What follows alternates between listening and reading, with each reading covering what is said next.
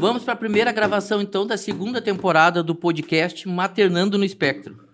Vocês podem estar se perguntando se é maternando, cadê as mães? Pois é, as mães ficaram em casa hoje e mandaram nós para invadir o estúdio e o canal. Nessa primeira gravação vai ser com os pais, porque temos nosso papel. E pensando nisso, é que o tema veio à cabeça.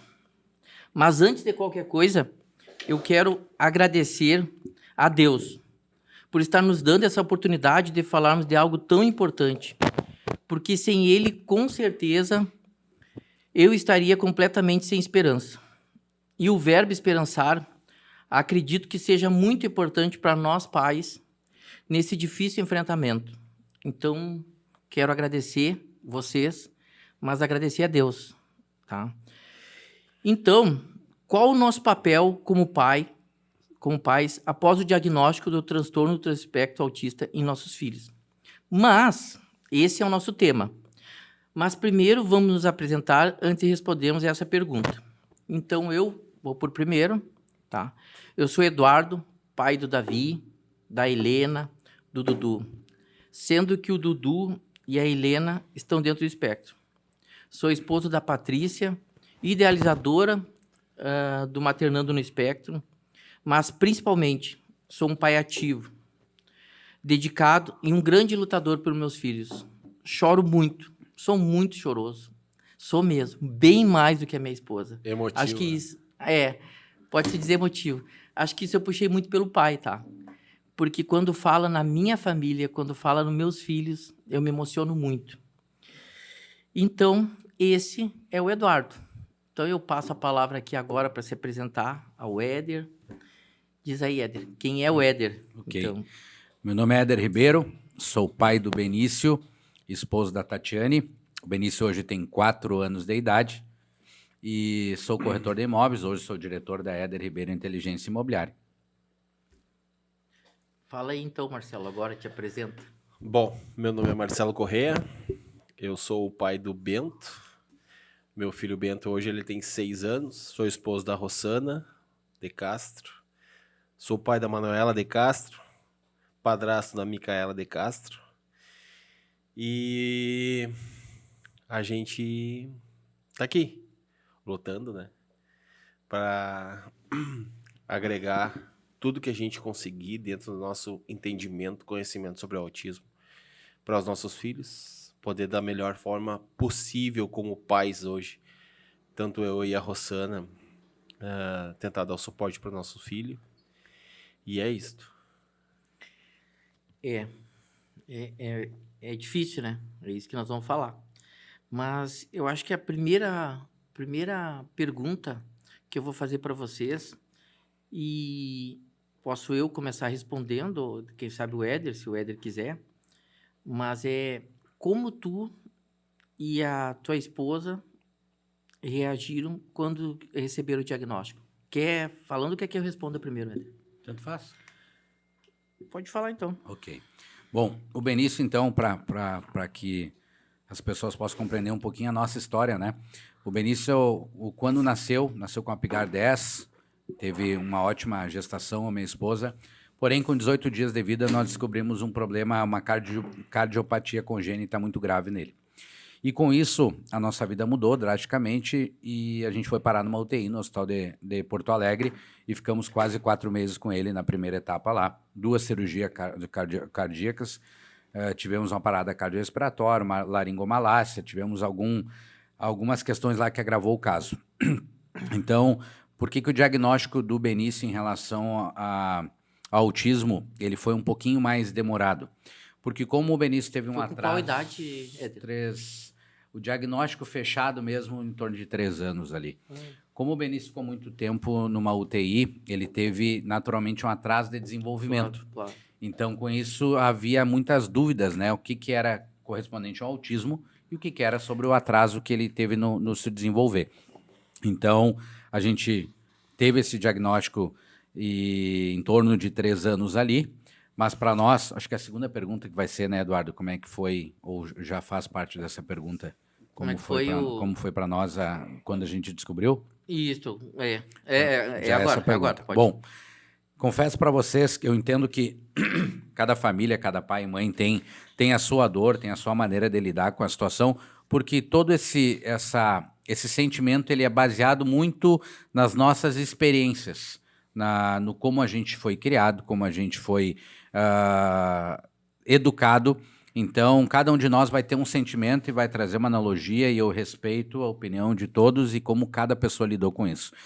Para mim, só de eu ter o meu filho aqui comigo e eu pedir para Deus que me permitisse a oportunidade de eu não levá-lo quando teve esse problema cardíaco, quando eu recebi o diagnóstico de autismo, eu confesso a vocês que naturalmente foi mais um baque no primeiro momento, mas eu estava numa fase tão feliz que meu filho não partiu, que meu filho estava comigo. Eu tive a oportunidade de abraçar mais de 10 pais que perderam o filho numa UTI em Porto Alegre. Então, eu só dizer para Deus, eu só agradeço porque ele está aqui. Ele está comigo, eu vou fazer o melhor que eu posso para a gente curtir essa jornada. Para mim, é muito forte o que eu sinto assim, ó. O Benício, ele não é meu filho, ele está meu filho, porque ele veio para cumprir a missão dele, assim como eu tenho a minha. E no nosso encontro, a gente vai aprender, a gente vai errar, a gente vai acertar. E o que eu mais quero é curtir essa jornada com ele, entregando a minha melhor versão, o meu melhor suporte para ele dentro da nossa condição atual, enquanto não temos condições de entregar um suporte melhor ainda. Mas eu entendo que cada um de nós, com as limitações, mas sempre há a possibilidade da gente conseguir evoluir se tem amor envolvido. E a gente sabe o quanto eles são para nós o nosso maior patrimônio, o quanto eles são seres que vieram para nos moldar e nos ensinar muito.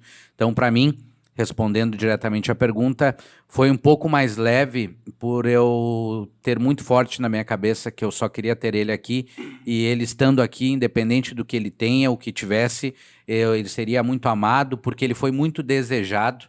E ele já esteve nos nossos sonhos muito antes de estar aqui conosco. Então, para mim, é só bênção ter o meu filho comigo. Pois é. Aí vem aquela coisa, né?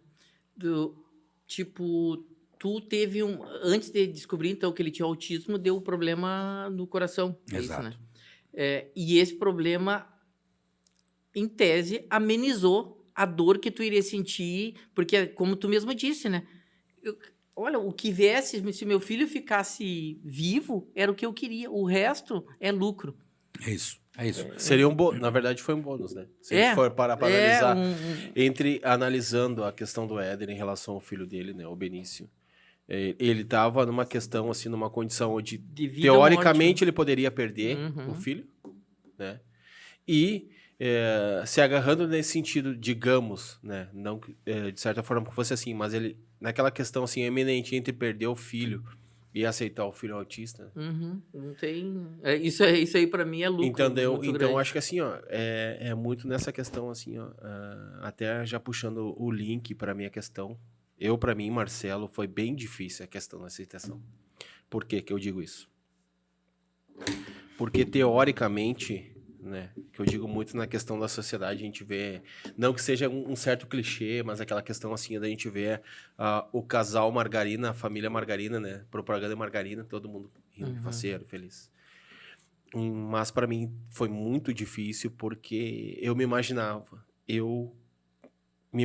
tendo, quando a minha esposa, Rossana, até então nós estávamos em uma outra cidade. A gente é oriundo de Santa Maria, fomos embora para Uruguaiana, na fronteira oeste, e lá, até então, nós tínhamos a nossa vida, estávamos trabalhando, né, para, digamos assim, uma questão financeira bem melhor, bem mais atrativa para nós, como casal, até para dar um suporte para nossa filha até então, de momento, a Manuela.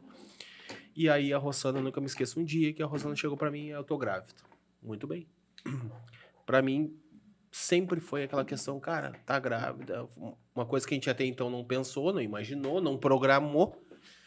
Mas veio a questão da notícia da gravidez dela. A única coisa que eu pedia para Deus, que venha com saúde. Né? Mas aí é aquela questão assim, que venha com saúde. Mas independente, jamais passou na minha cabeça que o Bento ia vir com um transtorno ou não, com algum outro tipo de deficiência, mas a única coisa que eu queria que ele viesse com saúde, enfim. E, de certa forma, foi bem difícil, porque de certo, tu começa a imaginar, né, o teu filho, né, independente se for menino ou menina, mas tu começa a meio que projetar aquilo que tu queria. Né? E aí eu me via muito já levando ele ou ela, se fosse menino ou menina, independente, né, para passear, para brincar, aquela função toda. Aí tu começa uma etapa nova da tua vida, aquilo que tu vivenciou, que tu viveu, no caso eu, Marcelo, com a minha filha mais velha hoje, a Manuela, que tem 14 anos, eu ia repetir aquele ciclo com uma criança nova, aí tu já começa a imaginar. Aí veio o Bento, né? E até a gente descobriu, acho que em torno com uns 2 a 3 anos, a questão do transtorno espectro autista. E eu lembro que a Rossana, eu acho que é mais uma questão maternal da parte da... Não que seja especificamente da parte da mulher, mas enfim, falando especificamente da Rossana, foi dela. Que ela começou a falar a respeito. Marcelo, começou a falar a respeito do autismo, começou a falar a respeito digamos assim, da características. E eu meio que fazendo vista grossa em relação a isso, né? Tu tava querendo esconder, né? É um medo Cara, de sofrer. É um Na misto. verdade, a gente... Na verdade, é um misto. É o misto de medo e o misto de frustração. Eu Medo sei, porque, mas- porque teoricamente, eu acho que Tu ia ter que encarar de frente. E assim, eu não queria. é o eu não medo que- de tu encarar os problemas. E tu né? sabe que vai ser Que difícil. poderiam acontecer, como seria, sabe? Tu não ter aqueles... Tu não ter uma certa experiência em relação a isso, tu não ter, digamos assim, uma pessoa, ou, sabe, algum exemplo, alguma... digamos assim, alguém que deu tivesse oriente. convivido com, ou que estivesse convivendo com esse tipo de problema, tu pudesse orientar, buscar uma informação. Eu não tinha nenhuma informação referente a isso, questão do autismo. E aí ela começou a pesquisar, vou pesquisar, e aí já começou, mas o Bento anda assim, sabe? Tipo, buscava um vídeo, que a criança andava na ponta dos pés, que a criança começava a alinhar brinquedos, pares de sapato, tudo perfilado, e eu olhando aquilo, vendo que o meu filho fazia aquilo, mas de certa forma, não pode ser. Não pode ser. E fiquei meio assim. E aí até então veio o diagnóstico. Pós-diagnóstico, também para mim foi muito difícil a situação. Muito difícil, totalmente diferente da questão do Éder, né? Porque ele, na verdade, ele estava lutando pela questão da vida do filho, independente da situação, mas ele queria o filho, né? Independente da minha. Mas para mim, como pai, foi muito difícil assim a aceitação. E eu lembro que em algum episódio, não querendo me estender, mas um episódio que nós somos por uma chácara do sogro do irmão meu, e o meu filho não falava, né? Eu acho que ele já tinha mais de 2 anos, ele não falava, e vinha muito naquela questão, mas com o tempo ele fala. Não, sabe aqueles ditos assim, mas com o tempo ele fala. Quem sabe tu não pega um pintinho, bota na boquinha dele, e ele vai começar a falar. E eu tenho até foto. Eu tenho foto no meu celular. Com o meu filho, eu com um pintinho na mão. Tentando fazer, e nada. O guri não falava, o guri não se expressava, o guri só chorava, sabe? E até vir o diagnóstico. Foi difícil. E a gente quer um pouco ficar iludido, né? Assim, de repente, eu não falaram pra mim, eu não vi da história do Pintinho, até porque é o seguinte, a Helena, agora até cortei, né, um pouco, mas assim, a Helena veio por primeiro, que ela é mais velha que o Dudu. Quando veio o Dudu, que ele é não verbal, na verdade, então nós já conhecíamos.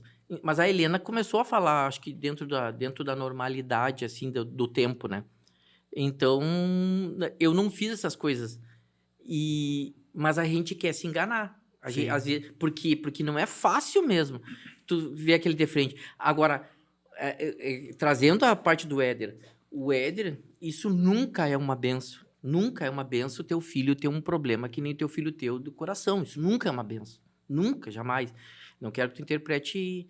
Mas, assim, por um lado, te aliviou aquela outra parte, porque tu tinha algo que, assim, não, eu realmente eu não quero perder o que vem. Meu Deus, eu quero meu filho de qualquer forma. Isso te aliviou que ter o autismo é assim, isso aí é cisco. É cisco. Eu concordo contigo, em parte, sim, em relação a que acabou sendo algo que naquele momento mascarou até uma frustração, porque eu estava Tinha uma naquela dor maior, né, gratidão. Edgar? Tinha uma expectativa diferente, na verdade. É, né? Eu tava isso. na gratidão. Mas isso tem muito a ver também sobre autoconhecimento Claro. e autodesenvolvimento. Eu tenho para mim, e é muito forte, que tudo aquilo que eu não posso mudar, eu não sofro por isso. Ah, isso é Porque bom. isso não depende de mim. Claro. E aí entra aquela Coisas que é frase incontroláveis, né? aquela frase que tu comentou, que eu uso muito, tem que ser leve. Porque eu já passei de uma fase de frustrar, de tentar resolver. Cara, eu faço o que é possível a mim. O que não é, eu só tenho que aceitar. E aí tem muito a ver também com espiritualidade, Concordo que não tem nada a contigo. ver com religião. Concordo contigo. Eu me considero uma pessoa espiritualizada, não sou uma pessoa religiosa, eu não tenho uma religião definida, eu admiro várias religiões que fazem o bem. E quando eu busco o conhecimento, primeiro, que nós não viemos aqui só para ser feliz. Faz parte do nosso desenvolvimento e crescimento os desafios que virão. A gente sabe que a minha, que nem eu brinquei antes, fora do ar aqui, qual é a maior dor do mundo? É a minha, porque só eu sinto. Hoje, nossos filhos têm algumas limitações pelo autismo, algumas mais, outros menos, em questão do grau também. Mas a gente sabe, eu conheci pais que têm um filho tetraplégico, que só mexe os olhos, que tem um filho com uma deficiência cerebral que tem maior limitação ainda. Eu sempre avalio que aquilo que eu estou reclamando tem um pai com um desafio muito maior que o meu e talvez ele está agradecendo. Com certeza. Então, porque eu condenar, eu brigar, eu querer... Eu entendo que no início é mais desafiador. E eu entendo que para cada pessoa vai ser um tempo diferente. Da gente conseguir lidar com a situação. O luto Exato. cada um tem seu.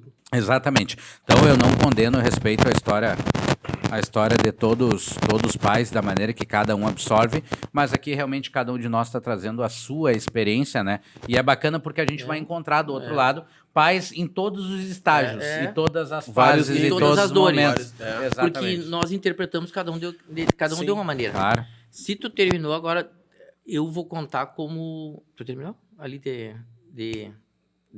Sim, o raciocínio sim. Tá. Então eu vou contar como foi a nossa descoberta. Eu acho que acontece muito com as pessoas de acharem que algumas, que foi no nosso caso, né? Acharem que algumas características do autismo são até coisas boas que é uma característica boa da criança. Por exemplo, nós tínhamos que a Helena, foi a Helena que a gente descobriu por primeiro, que quando ela ficava sozinha e brincava sozinha, nós até dizíamos: olha só, a Helena, ela tem o mundo dela. Que bom, é independente. Olha só que coisa mais legal. Porque nós tínhamos o Davi, entre o Davi e a Helena são só 10 meses e meio de diferença, então são quase gêmeos. Então, nós não percebemos. Então, a característica que era do autismo, nós dava como positivo da criança. Aí foi o irmão da Paty, da minha esposa, no caso, foi passear lá em casa e estava brincando com o Davi e com a Helena e ele percebeu que o Davi, ele respondia legal às brincadeiras ali e ela não. Daí ele não quis comentar com nós, como acontece muito em muitas famílias. Não quero me meter, aquela coisa toda. Isso que a gente não é assim, né? Entenderia numa boa. Mas daí ele falou para a mãe da Paty, que é minha sogra. E aí a mãe da Paty falou para ela: o fulano falou, o Diego, no caso, o irmão dela, né? Falou que ele percebeu isso e isso, Paty. Quem sabe dá uma olhadinha nisso. Aí a Paty comentou comigo e nós começamos a observar. Fazia sentido. Aí nós fomos pesquisar. Aí primeiro nós fizemos uma coisa. Vamos marcar, então, o pediatra dela, só para ter uma noção, mas já marcamos também, vamos marcar também já o psiquiatra, né? Especializado. Levamos, olha só como é importante isso, né?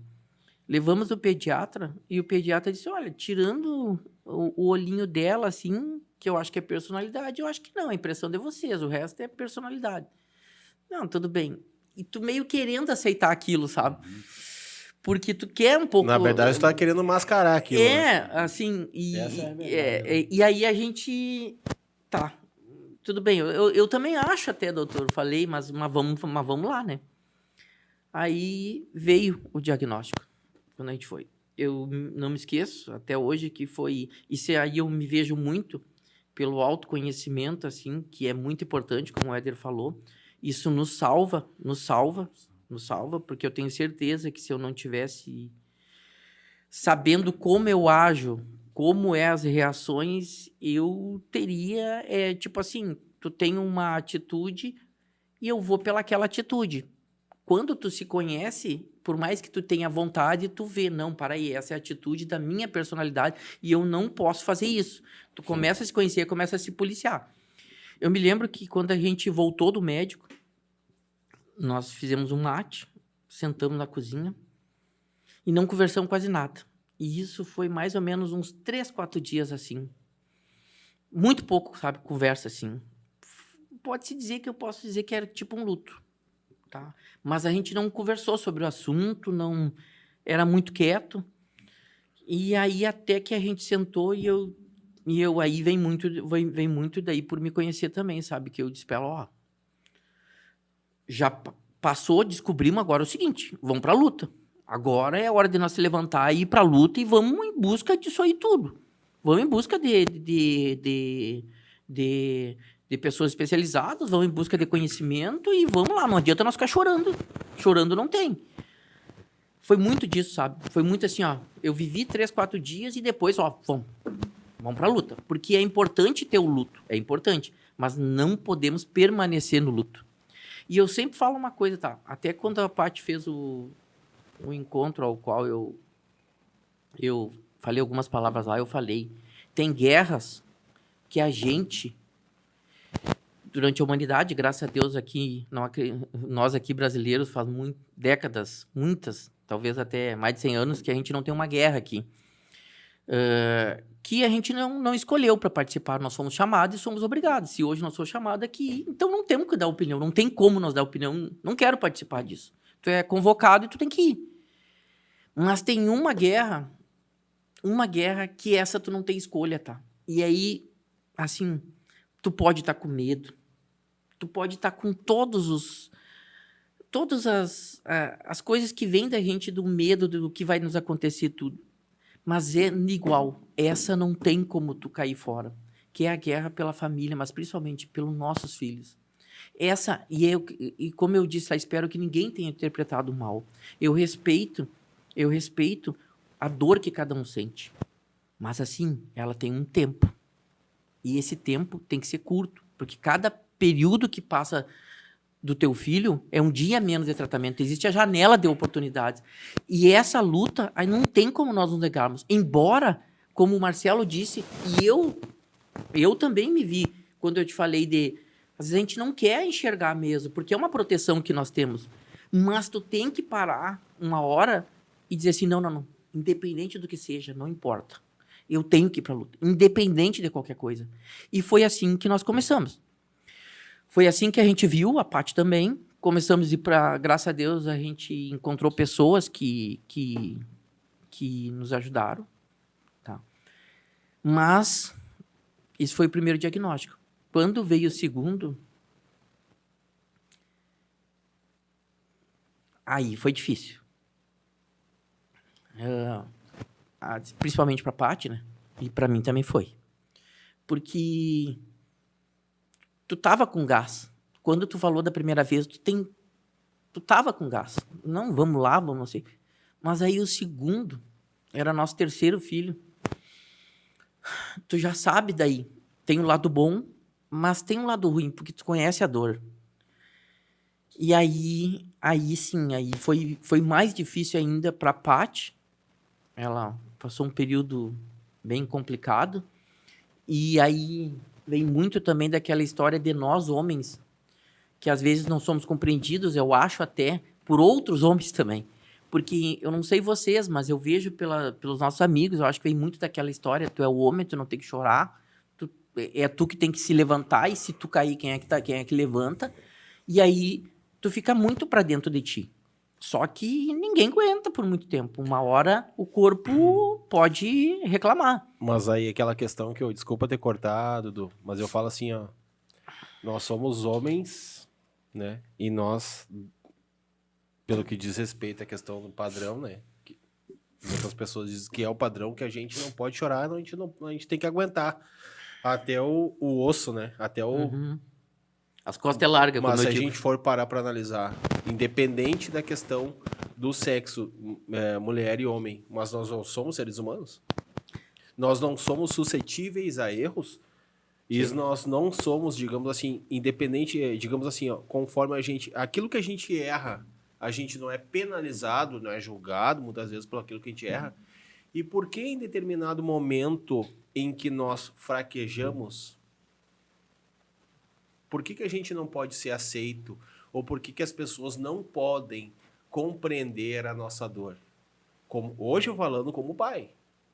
Realmente, a gente sabe, e eu falando por mim, e eu sei que, basicamente, hoje a questão do meu filho, do Bento, ser autista, eu agradeço a Deus, né, por ele ser assim. Mas também agradeço hoje a Rossana, minha esposa, por dar total suporte para ele. Para eu, de certa forma, me sobrecarrega na questão do trabalho. Sim, porque eu tenho que fazer mais hora. Toda aquela função que a gente sabe que nós estamos acostumados.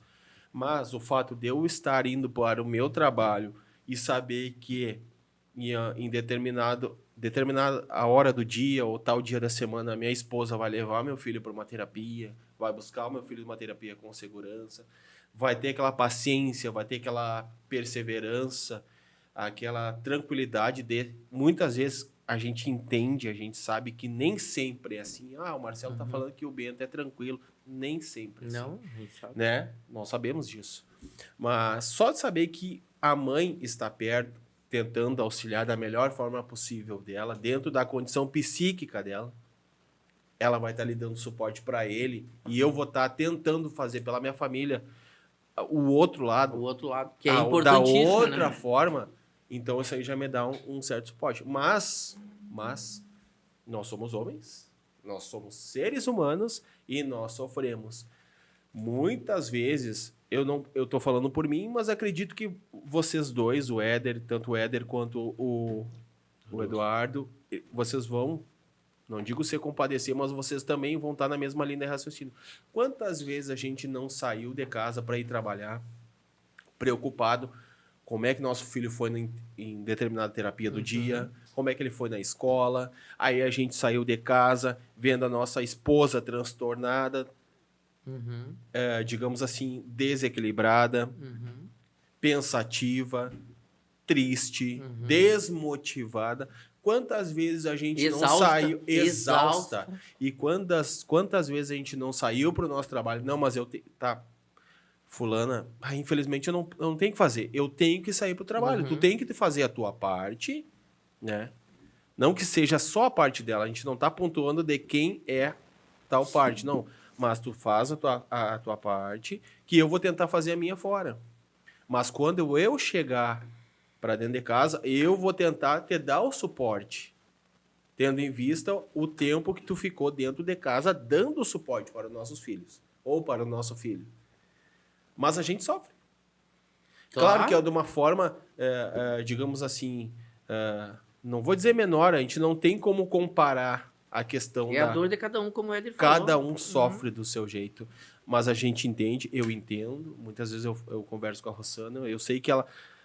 90% das horas, das 24 horas do dia, 90% dessas 24 horas é minha esposa que passa com o meu filho. Mas, em contrapartida, eu estou do outro jeito. Eu sei que ela tem um suporte maior, que ela recebe, digamos assim, uma carga maior em relação à condição do Bento, a disponibilidade dele, o humor dele, o temperamento dele. Sim, mas a gente sofre também. Eu vejo que natural que as nossas esposas, até pelo sexo feminino, elas conseguem um pouquinho liberar mais o que elas estão sentindo. Então a gente sabe como a gente, o homem sempre sabe como é que tá a esposa. Se está bem, se está no momento de infelicidade, se está triste, se está chorosa, se alguma coisa está incomodando. E nós, eu acho que isso vem da nossa criação também, a gente foi criado para ser forte. Isso, Só com que certeza. a gente fica... A mãe da gente já dizia, a minha mãe dizia, homem não chora, e diz até Exato. pro meu filho. Sim. Exato, Então, a exato. própria mulher dizia que é mesmo. E como a gente sabe que é desafiador para a mãe, a mãe que trabalha em casa, que cuida da casa e cuida do filho, a responsabilidade, o peso, o cansaço dela é tão igual ou maior que o nosso, que estamos na rua também trabalhando.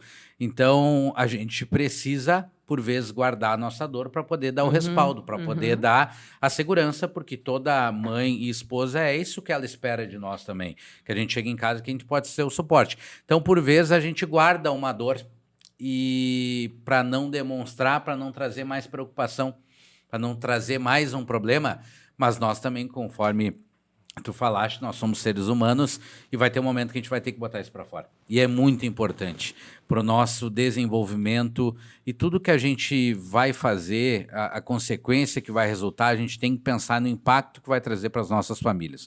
Então, se tiver que chorar, botar para fora, de chamar um amigo, de chamar um parente, ou a própria esposa de sentar, eu sempre sugiro e oriento que os pais que estão passando por desafios agora de início, de entendimento e o resultado o diagnóstico, né, dos filhos, faça isso. Procure pessoas que tu confia, que tu goste e se abre, converse, porque isso é importante. Alguém nos estender a mão. A gente só quer ser ouvido. Por muitas vezes, a gente só quer ser ouvido. Aliás, às vezes, tu não quer nem falar. Até tu quer, mas tu não tá com muita vontade. Mas se chegar alguém, bater no teu ombro e te dizer assim, Tu ó, tá bem. tu tá bem? Aí tu já abre a torneira. É, ou não é? mas às vezes, tu só quer ouvir assim, ó, Tô estão contigo. pensando em mim. Tô Estão contigo. pensando Sim. em mim. Tô contigo. Sim. Ó. Só que aí vem um outro ponto que tu falou aqui. Eu não sei, mas pelo que eu vejo também, eu vejo até por mim também. A gente um pouco deixa de lado um pouco assim, um pouco da tua, que é muito importante, a tua rotina aquela, tipo, eu até não fazia isso porque não conseguia, mas vamos dizer, eu tenho meu joguinho de futebol.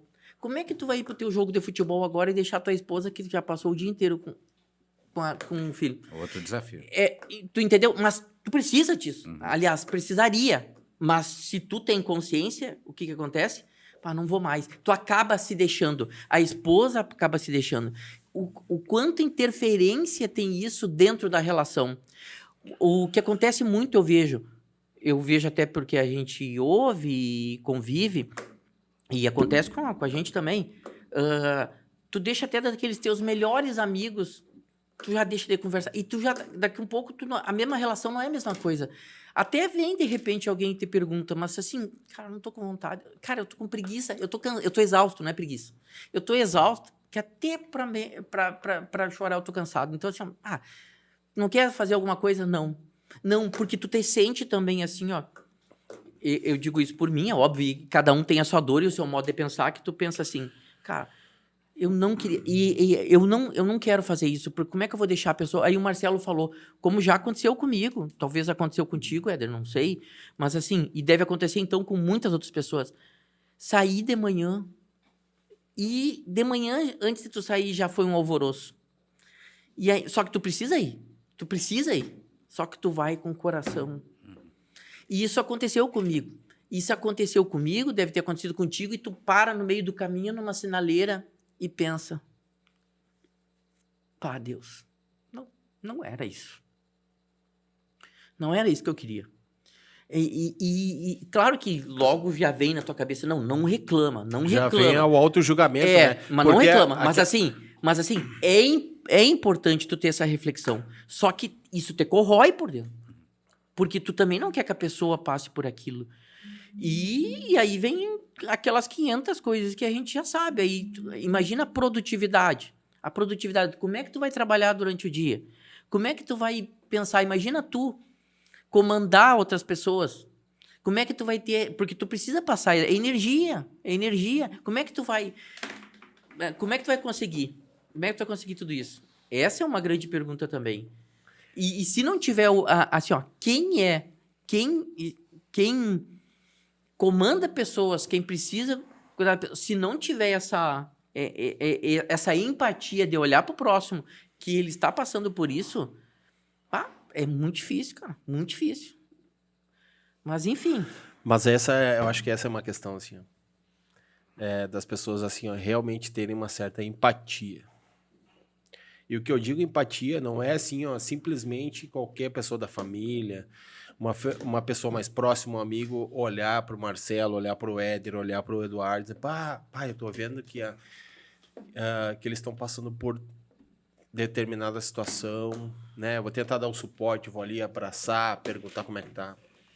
Cara, eu vejo em algumas situações que eu passo no dia a dia, que às vezes uma empatia até num simples, tu tá numa fila de mercado e uma fila prioritária e as pessoas não têm empatia. Aí tu vê teu filho, é uma coisa que, sinceramente, para mim, às vezes acaba me incomodando. Eu ter que colocar que nem eu e o Rosana, a gente conversando, a gente chega no mercado, filho, vamos botar o colar, aí meu filho tem que botar o colar do autismo. E, teoricamente, tem que rotular o meu filho, parece que ele, né, tem que botar aquele negocinho para realmente mostrar que ele tem um transtorno, ele tem um problema. Como o Mas, autismo assim, não tem cara, né? Não, É, e aí a gente tem que tá isso aí às vezes me explicando. incomoda. É uma Sim. coisa que é minha, não sei se é de vocês, mas é uma coisa que me incomoda. Então parece que tu tem que botar um crachá. Mas Ó, nós eu precisamos ter eu consciência sou- de uma coisa, Marcelo. Infelizmente, nós vivemos numa sociedade também que ela não tem empatia. Isso aqui não é novidade. Pelo mundo todo, é só a gente vê as notícias, vê tudo que acontece. Mas segundo, assim, ó, infelizmente tem pessoas que se usam de certos subterfúgios para poder ter um benefício. Então, se tu olhar por um lado, se eu não demonstrar, por exemplo, botar o colar porque eu quero esse benefício do que eu tenho preferência lá do estacionamento, Sim. no mercado. Infelizmente nós vivemos num país e no mundo, até grande parte do mundo, com raras exceções, de que as pessoas usam isso, mentem para poder ter algum tipo de benefício. Mas eu te entendo, tá? Aí tá em nós, por quê? Porque tu tá exausto. Às vezes, muitas vezes, a gente tá cansado. Puta, não quero mais falar para ninguém. Eu não preciso estar botando um colar, sabe? Porque aí tu já tá com a cabeça a mil. Quem sabe tá de tardezinha lá no mercado, lá, tá cansado de trabalhar. Aí começa a vir coisa na tua cabeça, tipo, preciso estar demonstrando, eu preciso estar falando para todo mundo. Mas é todo esse cansaço. É que, infelizmente, é uma condição no qual a gente... eu acho que essa questão também do autismo, do transtorno espectro, tá aflorando agora, né? Se a gente for parar e analisar, eu, Marcelo, vendo assim, ó, a Manuela tem 14 anos, a minha filha é mais velha. Então, eu tentando lembrar lá dos primeiros anos dela, muito pouco eu Consegue se lembrar? eu tinha uma informação referente a isso. Então, parece que a partir do momento onde tu tem um filho na condição, ou tu tem um amigo, um vizinho, um parente que tem uma criança com um transtorno, parece que tu começa a olhar com outros olhos. Olhar com outros olhos. É justamente Concordo. isso, entendeu?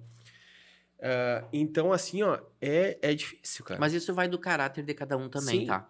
Tem pessoas, infelizmente, que independente do que aconteceu ou vai acontecer na vida, cara, ela é daquele jeito. Sim. Ela não importa. Pode um filho dela morrer e ela ainda tá assim, ó. A gente já passou por algumas situações de tu ter que dar explicação por que tu tá na frente da fila do mercado ou do brinquedo. Eu nunca passei por isso. E também nos lugares que tem o desconto em função das pessoas. Deixa eu ver o laudo, mostra isso, mostra aquilo. A gente sabe que existe um regramento para tudo, mas eu consegui já também virar uma chave assim, de eu dizer numa boa, não, meu filho passou na frente da fila em função, ele tem autismo, e sempre que eu falei, a pessoa na hora ficou pedindo desculpa, constrangida, né? Claro. Mas a gente sabe que tem, seja para a pessoa da idade, pessoa de maior idade, para o deficiente, para o autista, a gente sabe que tem. Vai ter pessoa que vai te julgar, independente do que tu faça, tu vai ser julgado. Mas eu entendo, Marcelo, que é desafiador, porque tem dias que tu só quer viver um dia normal. com teu filho. É verdade. E aí E parece que tu tem que estar toda hora provando algo a alguém. É. Eu não preciso fazer isso mais. Eu não quero fazer isso mais. Tá tudo certo. Eu já aceitei ele, mas eu não preciso ficar dizendo pro mundo a todo momento que ele é isso, que ele é aquilo, porque a gente não quer rotular os nossos filhos. Ele é o nosso filho, independente da dificuldade, do desafio. Quando na escola, quando num lugar público, alguém condenar, ou tu ter que também explicar o porquê que ele fez tal coisa, que ele pegou o brinquedo do coleguinha, por que ele empurrou, e tu tem que ir lá explicar, me desculpa, ele tem autismo. Isso tudo para nós é desafiador. Só a gente sabe o que a gente sente, porque isso não é falta de uma educação que a gente deu. É justamente Há um isso. fator externo que nós não controlamos, isso não depende de nós, só que a gente vai ser julgado. Quantas vezes vão dizer, olha o filho lá, o mal educado filho do fulano, e só nós sabemos o que é isso para nós. Mas a gente vive em sociedade, com isso a gente vai precisar cada vez mais. Por isso Lidar que com esse isso. projeto aqui, eu já antecipo o agradecimento ao Eduardo, à Patrícia, com todos os desafios que vocês têm, nós também temos, vocês investirem um tempo de qualidade para cuidar e ajudar e servir tantos outros pais e mães que a gente sabe que tem tantos desafios como os nossos ou até maiores. Então, parabéns pelo projeto, um projeto muito bacana, um projeto muito importante, e é a nossa responsabilidade levar a informação. É a nossa responsabilidade levantar essa bandeira e nossa missão que a gente possa contribuir, impactar positivamente a vida de outros pais, para que a gente possa, ao menos, amenizar. Para nós que somos, digamos que como ainda é muito novo, para a gente ainda somos os primos. Eu não acredito que o autismo é algo novo quanto a desafio. É que não tinha diagnóstico, né? Então, quantas pessoas com 20, 30, 40 anos que hoje estão sendo diagnosticadas, né? Sim. Então, nós somos os mensageiros porque a gente está no século e na década que isso aflorou no mundo. Ou de certa forma também, né, Éder? Eu acho que a gente não tá querendo replicar aquilo que nossos pais, nossos antepassados, pais, avós, bisavós, nos passaram. E assim, ó, aproveitando o teu gancho em relação à questão do Eduardo, a contribuição da Patrícia e do Eduardo em relação a isso, eu acho que é muito válido, até eu falei por fora aqui, extra, né? A contribuição deles, a ajuda deles, não só com as nossas famílias, mas principalmente em relação a muitas outras famílias, muitas outras pessoas, muitas outras mães, em relação a Patrícia, o trabalho que ela faz com as outras mães, aos outros pais, porque assim, ó, hoje a gente está aqui falando. Hoje a gente está aqui, de certa forma, uma forma, digamos assim, mais despida, dentro daquilo que a gente Sendo entende. Vulnerável. Que é difícil para nós homens ser vulnerável, nossa tá? condição, Para né? qualquer um de nós. Dentro da nossa condição, né, psíquica, porque uma vez, eu sempre falo isso, eu comecei, na minha casa, toda a minha família faz tratamento psicológico. Eu acho que o único ser que não faz o tratamento psicológico é o meu cachorro, Dudu. Dudu ainda. Dudu. Não foi outra homenagem. Mas Devia, enfim, todos nós fizemos. Mas eu tenho uma E coisa, tá? Eu acho que todo mundo precisaria ter. Sim. Todo mundo. Aí, a primeira pergunta que o meu psicólogo me fez, tá, mas como é que tu tá, Marcelo? E eu acho que a primeira resposta que eu dei pra ele, eu disse pra ele o seguinte, fulano, eu tô assim assado, mas uma coisa que eu tenho pra te dizer, eu vou do céu ao inferno em 5 minutos. E aí cada um de vocês interpretem como, dentro da condição de vocês, da realidade de vocês, se é ou não é isso. Tu sabe que assim, ó, sobre o que o Éder falou e tu continua, assim, ó, nós estamos hoje, eu acho, não, acredito muito nisso, tá? Nós estamos quebrando paradigmas. Porque, assim, ó, a gente, primeiro, até de mulher, acho que quase não tem, tipo, maternando assim no Brasil, tá? Mas seria mais fácil, porque a mulher tem aquele lado mais, como tu falou, lado mais emotivo. Ela não tem problema que da sociedade dizer que ela está vulnerável, uma mulher, tá? Mas nós temos, que a gente já comentou isso aí. Quando nós estamos aqui falando de todas as nossas experiências, dores, nossos até traumas, nós estamos quebrando o paradigma. Porque isso aqui, essa gravação, a gente não sabe aonde vai parar. Então, assim, ó, mas isso é o mais importante, eu acho, assim, ó, porque trazendo tudo isso, outras pessoas virão. Provavelmente nós vamos fazer mais vezes isso. Sim. Com outras pessoas até nós mesmos, com outros temas. Mas o quanto é importante ter esses momentos e no momento que a gente fala tudo isso, vai passar para outras pessoas essa informação também. Porque, assim, nós somos seres humanos, como tu Sim. disse. Nós também sofremos, nós também choramos. Sim. E quando a gente sai de casa, a gente também pensa como eu posso fazer melhor. Quantas Sim. vezes talvez tu saiu de casa, tu saiu de casa, eu saí de casa. Como eu posso mudar essa condição, como eu posso fazer o meu melhor? Quantas vezes a gente se debateu com o sistema, né? É. Com o sistema, um simples sistema. Digamos assim, eu vou marcar uma consulta para o meu filho e às vezes Deu tudo errado. Às vezes deu tudo errado. Não. Ou às vezes tu chega na consulta e a médica mal olha pro teu filho, sabe? E mesmo não tu é. pagando, tá? Sim, não, tu tá ali Mesmo e tu aí tu tem que estar esperando o retorno. Às vezes tu espera o retorno de uma médica, do médico, em si, do especialista, e para poder comprar tal medicamento e, sabe? É toda essa função, tudo isso que a gente passa no transtorno, no dia a dia. E quantos outros pais, homens, né, pais, pensam da mesma forma que nós, só que de certa forma tem uma forma mais, digamos assim, uma retraída de externar, expor aquilo que pensa. Hoje, de certa forma, como tu mesmo disse, Eduardo, a gente está aqui quebrando, digamos, um paradigma de que homem não chora. Eu, Marcelo, choro. Eu choro por tudo. Não, eu choro. Eu choro em qualquer momento que eu achar que eu tenho que chorar. Seja no banheiro, seja na frente da minha filha, do meu filho. Muitos dizem que é fraqueza do homem, mas para mim não é. E eu até o meu filho, pai, por que tu tá chorando? Eu tô chorando de felicidade, filho. Porque o pai, olha só, o Davi tá tocando violão, né? Enfim. Eu tô louco pra colocar ele numa aula, mas assim, cara, a gente já chegou a falar, só que é tanta coisa pra lá e pra cá. Eu falei pra Paty, como é que nós vamos? Eu tô louco pra fazer isso, cara. Eu devo isso. O problema é o seguinte, nós já estamos 50 lugares pra lá e pra cá, vamos arrumar mais um. Também a gente tem que escolher nossas batalhas, tá? Porque a gente não consegue todas, e daqui um pouco, o que tu conseguia, nem isso mais tu consegue. Mas eu acho que nós vamos ter que mudar porque o tempo está se esgotando. Vamos mudar vamos avançar. Vamos avançar porque nós não chegamos nem na segunda e não vamos responder, porque tem os 10 minutos aquele final. Então vamos lá. Mas aí vai ser o podcast 2. Tá, mas eu acho muito importante essa pergunta, tá? Só que nós vamos ter que falar rápido. Tá. Como o autismo impactou na relação homem-mulher, ou seja, relação do casal? Eu posso começar falando, tá? E aí vou ter que ser muito rápido, mas eu acho que essa pergunta poderia ter sido de primeira. Acho que nós levaríamos 1 hora para nós falar sobre isso, pelo menos eu, tá?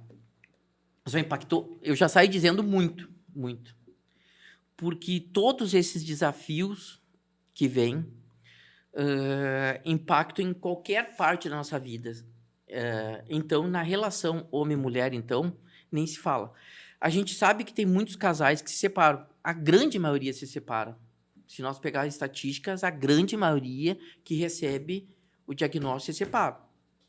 Já está uma onda de separação. Então, quando vem algo difícil assim, que as pessoas não sabem administrar, acontece muito das pessoas, cada um com aquele desafio grande, vai para a sua personalidade, uns então brigam com o mundo, outros se retraem, outros tomam outros tipos de atitudes, e isso impacta muito na relação. Como também, se a gente puder dar uma dica de como ajudar nesse ponto, porque assim, a minha relação com a Paty impactou, e olha que a gente conversa bastante, tá? Impactou muito. Muita conversa, ainda bem que a gente gosta de conversar, porque tem casais que não gostam de conversar muito também. Impactou, e mesmo assim a gente conversando, impacta demais, porque nos falta tudo, nos falta até energia. E quando nos falta até energia, tá faltando tudo, porque, como eu disse, às vezes um amigo liga, tu falta energia pra te... Cara, não tô afim. Até quero, mas não tô afim. Falta energia pra te olhar um filme com a tua esposa, forma para te sair, aí tu não tem muitas vezes um grupo de apoio, tipo uma mãe, ou a sogra, ou não mora perto, ou não tem mesmo, para te ajudar e de vez em quando deixar o casal ficar junto, porque é muito importante, porque se o casal cair, cai tudo. E muitas vezes acontece muito eu vejo, tanto do homem quanto da mulher, né? Muitos homens até, talvez não, acontece muito, eu vou sair com meus amigos, eu vou tomar uma cerveja, eu vou tomar sozinho, vou tomar meu tragão, porque a forma como ele tem também assim como a mulher também tem eu me fecho aqui e eu não quero mais nem saber de ti. De certa forma você vai ter gerando uma certa ansiedade, né? E aí que tá. Acumula todas aquelas questões, tanto no que diz respeito à questão do tratamento, da questão dos teus filhos, de tu saber lidar o dia a dia, o corriqueiro. Aí já atribui mais a questão da tua relação com a tua esposa, né, com a tua cônjuge, que já não tá legal. Entendeu? Então, de certa forma, tu acaba canalizando isso tudo para alguma questão. Ou, muitas vezes, muitas pessoas vão pro lado da bebida. No caso, eu sou o exemplo vivo, tá? E não tenho vergonha de dizer isso. Canalizei pro lado da bebida, foi pro lado errado, mas foi. Muitas outras pessoas acabam, sei lá, de certa forma, canalizando, porque para outro lado droga, né, outro vai para droga, vai pro lado do, sabe, tipo, fora do matrimônio. Ou muitos abandonam. Entendeu? Sim, muitos abandonam, mas aí, sabe? Bom, você imagina, né? Já é desafiador uma criança que não tenha nenhum desafio. É verdade. Quando o casal tem filhos, é a natureza que a mãe, num primeiro momento, ela não vai ser mais a esposa, ela vai ser a mãe. E a gente sabe que isso nem entrando ainda, né, no autismo. E imagina com o autismo. Então, a gente precisa ter muito mais compreensão. O amor é muito importante também, que se não tiver amor, não consegue nem ter força para conseguir criar maneiras de passar por essa fase. Também de respeitar o momento, né? Tanto da esposa, tanto do esposo. Vai ter dias que nem a gente vai estar legal. Vai ter dias que a esposa está propícia a te dar uma atenção e vai ter momentos que tu não tá também, porque é altos e baixos ali a todo momento. Então, que nem tu falaste, que vocês conversam muito, acho que isso é fundamental.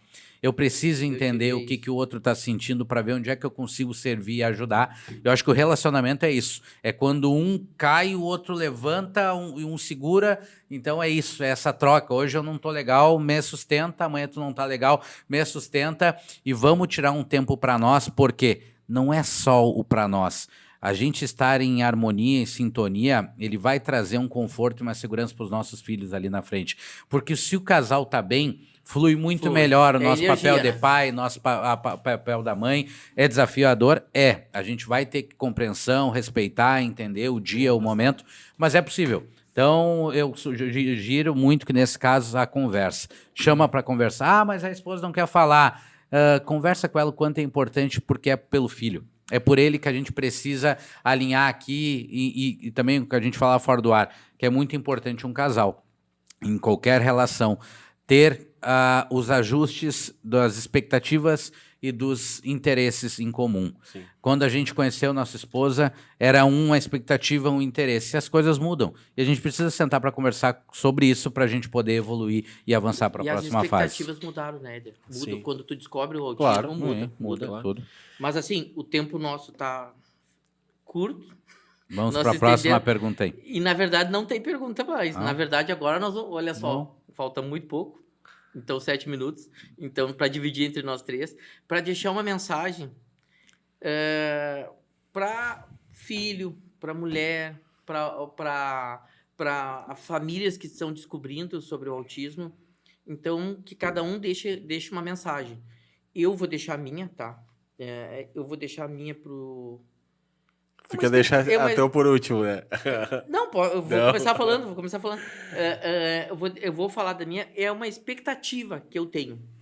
Até tô sendo egoísta, eu acho, até pensando bem. Porque é uma expectativa que eu tenho em relação ao que poderá acontecer no futuro. Eu sempre, antes mesmo de casar e tudo mais, eu tinha um sonho, que eu te falei, acho que fora do ar, de família. Família, para mim, é muito forte. Família, para mim... é a minha grande base. Se é o meu calcanhar de Aquiles, é a família. Então, quando eu descobri tudo isso, e eu já tinha isso mais em mente, eu tenho a grande expectativa minha de que no futuro, que é um sonho. Então eu vou falar sobre sonhos. É a expectativa de quando meus filhos forem adultos, de que eles, no coração deles, se sintam à vontade de chegar e dizer: pai, mãe, nós só somos o que somos porque vocês lutaram, nos ensinaram e nos deixaram ter tudo que a gente sabe hoje e tudo que vocês puderam. Meu sonho, então, e acredito que de todos vocês, mas o meu sonho é que meus filhos e que eu consiga passar isso para eles. Se isso eu conseguir, para mim já vai ter valido a pena a estadia, né, na Terra, nesse mundo. Porque, para mim, esse será o dia mais feliz da minha vida. Eu não tenho a menor dúvida. Então, é essa mensagem que eu quero deixar. Sabe que eu não posso falar gente, mas eu me criei naquela ideia assim, não, tu tem que estudar, tu tem que ser isso, tu tem que te formar, tu tem que ser igual fulano, tu tem que ser igual ciclano. E a minha ideia até então, no que diz respeito à questão da minha família, eu sempre quis ter minha família e eu sempre me vi levando meus filhos na escola, buscando sabe, essa rotina que a gente tem diariamente, né? Mas de levar os filhos na escola, buscar da escola. E aí, quando veio a questão do autismo do meu filho Bento, até então, antes disso, a única coisa que eu acho que um dos meus maiores sonhos era eu ter minha casa própria. Sabe? Eu ter minha casa própria, se eu chegar, eu não quero construir aqui, quero fazer tal coisa, quero pintar essa parede de tal cor. Só que a partir do momento que tu descobre a questão do transtorno do teu filho e tu vai vendo como ele vai reagindo dia a dia e a gente sabe que nenhum dia é igual ao outro. E é que nem eu falo para minha esposa, não digo nunca mais, mas tão cedo a gente não vai ter uma rotina diária normal.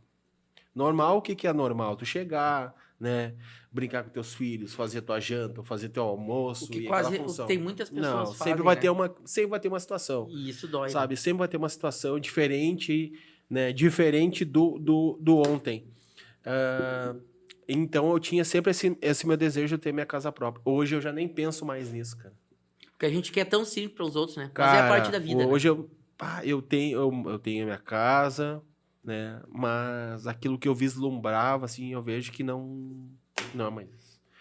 Então, assim, o que eu penso assim, cara, sabe, a única coisa que eu quero é sim que amanhã ou depois eu sei que meu filho vai crescer, ele vai ter o discernimento e ele vai evoluir e que até a questão da evolução dele eu e a Rossana como pais dele e as meninas como irmãs, a gente possa dar o suporte para ele, o Bento, e que ele consiga, dentro da condição dele, ele consiga e possa evoluir também como pessoa, né? É isso que eu quero para ele. Te entendo. Bom, a minha mensagem eu deixo para todos os pais que têm já diagnóstico ou que ainda vão ter. E já passamos por isso, né, por esse momento, dizer para vocês que tudo vale a pena. As batalhas, as guerras, as lutas, elas valem a pena quando a gente chega em casa e vê um sorriso dos nossos filhos. Então, quando a gente sai para ir buscar, né, o nosso ganha-pão, que é para buscar também a gente ter melhores condições para poder trazer para eles mais oportunidades, para eles se desenvolverem nos momentos certos, com as terapias certas. Não faça nada que esteja fora ao seu alcance também, para que nós não somos os super-heróis. Nós somos de carne e osso e nós temos dores, temos responsabilidades e desafios. E aceite, porque filho é bênção, independente do que aconteça, é bênção, e nós estamos nesse plano espiritual para evoluir a espécie. Essa é a nossa maior responsabilidade antes de qualquer coisa. E para evoluir a espécie, eu preciso impactar positivamente a vida de mais pessoas, e seja elas nossos familiares ou pessoas que estão ao nosso entorno. Então, enquanto nós, pais de crianças que tenham algum desafio, a gente vai continuar buscando as melhores informações, os melhores tratamentos para poder desenvolver cada um de nós dentro das nossas condições, mas o importante é a gente não desistir. Não vamos desistir, vamos continuar firmes e fortes, porque nós temos uma missão muito grande e somos responsáveis por isso. Então, absorva, vista essa bandeira, porque ela é muito bonita e eu tenho certeza que a gente vai deixar uma marca muito bacana aqui. Porque o que mais importa é quando aqui não mais estivermos, qual o legado que deixamos. Então, os nossos filhos se sentiram orgulhosos da gente, que a gente fez o melhor que a gente podia, na condição que a gente tinha. Justamente. E é sobre isso. É isso aí. Durante muitos anos, quando eu ia estudar, talvez você se lembre, principalmente por onde tu mora, na frente da Coca-Cola, da empresa, tinha um outdoor muito grande que dizia: desistir nunca, persistir sempre. Sempre. Aham. Eu devia ter algo na faixa dos 15 anos, isso então faz muito tempo, décadas, muitas décadas. E aquilo ali me moldou. Quando eu pegava o ônibus para ir para o colégio e voltava, eu via aquele outdoor. E aquilo ali, até hoje, ainda eu penso naquele outdoor. E agora que tu falou, me veio isso na cabeça.